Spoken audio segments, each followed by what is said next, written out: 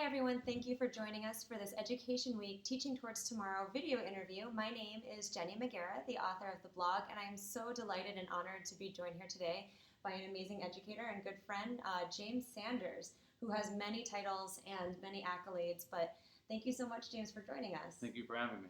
So James was a classroom teacher for many years in the Bay Area in San Francisco, is that right? Yep.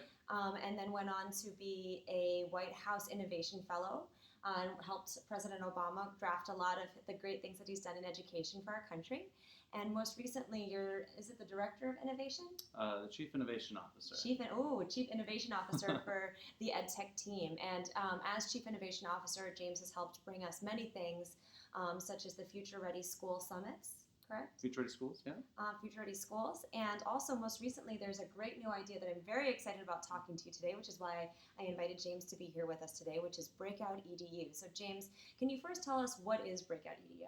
Yeah, so Breakout EDU is this, basically, let me start from the beginning. There's these things that are around the world called escape rooms. So basically, you pay someone to lock you in a room with your friends and you figure out how to get out. So I was playing these things at a couple places around the world, a couple cities with friends. We would go, and I was actually in Edmonton, Canada, with a group of students, and we went to one of these rooms. And we were playing, we were trying to figure out how to get out, solving puzzles, unlocking boxes, and deciphering codes. And it was during that time where I was watching these high school students, and it struck me. Like, I'd never seen high school students work that hard in my life. Just doing innocuous things like trying to really understand different clues, piece it together, and work together to break out of the room. And I'm like, wow, like this is an incredible learning experience. Like, how do we take this much fun and bottle it up and bring it to learning in the classroom? Because, you know, I see that in the breakout room and it's really engaging. They're working hard, having fun. And then I turn and I see a classroom where kids are doing worksheets. And so the idea started not more than 5 months ago to start prototyping solutions to figure out how to take these giant escape rooms, boil it down into a box, and bring it into the classroom. So this is a brand new idea. Can you tell us about what you've done to modularize the situation or the experience and allow teachers to bring it into their classrooms? Yeah, so like any new project, we started prototyping and started talking to teachers. So we actually went to Target and Home Depot, got some toolboxes, a bunch of different locks, black lights, invisible markers, and all sorts of things that we ordered off of Amazon, and started putting them into these boxes and saying, hey, you love gaming, design a game that works with this hardware. Or you've done an escape room, you design a game that works with this hardware. And we kept prototyping and saying, okay, what are the most basic elements? Like, what are the 10 things that you need to design an effective escape room or a breakout experience? And then we kind of, decided that this was going to be version 1 of the kit. It has 4 locks, flashlight, an invisible marker, a timer, this thing called a hasp, which allows you to expand a lock into multiple locks, a big box, and then a small pencil box. And we're like, all right, that's the kit. And then the beauty around that is now that we've all standardized around these common 10 items, and we've totally open sourced it, that anybody can make their own, they don't have to get it from us.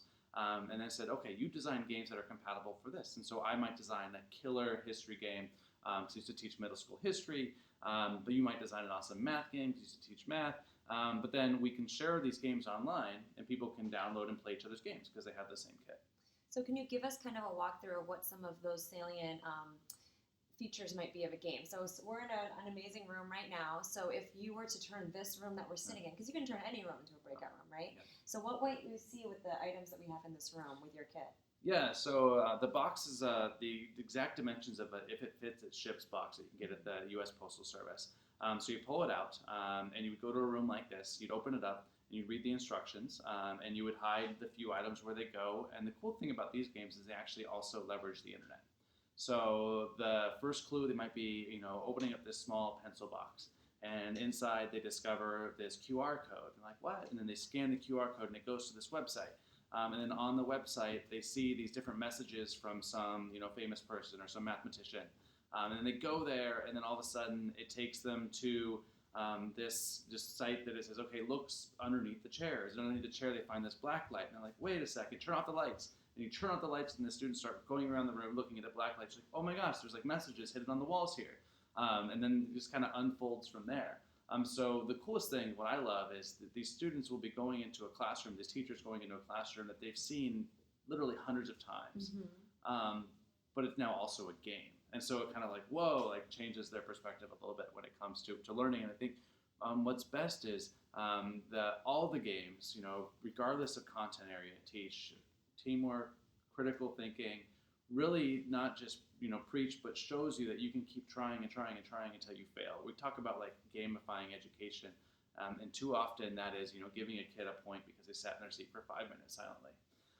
This is completely different, where they get this lock, there's 4 digits. They can try literally hundreds of times before they get it correct. And it's just, whereas if they had a worksheet, they do it once, they get it correct or incorrect, and that was it. And so it simulates a lot of the stuff that we really want to see in education. I love also the concept. So one of the things we recently in our district started doing breakout EDUs after you took us to an experience at ISTE, and I was so inspired. I got a kit. I took it to my new job, and I locked everyone in my tech team in a room, and they were not happy about it at first. They were like, we have work to be doing. We need to be cloning laptops. What are you doing? But by the end, they were so pumped about it. Sort of like the story you told about the students in Edmonton.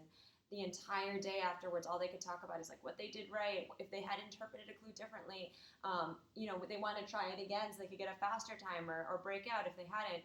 But one thing they kept talking about was the importance of red herrings in problem solving and what that did to make them think about the information they had. Can you tell us more about how the red herrings work? Yeah, so basically, when you're going about looking around the rooms for clues, you have to use, different types of reasoning to decide that this is something that's relevant or not.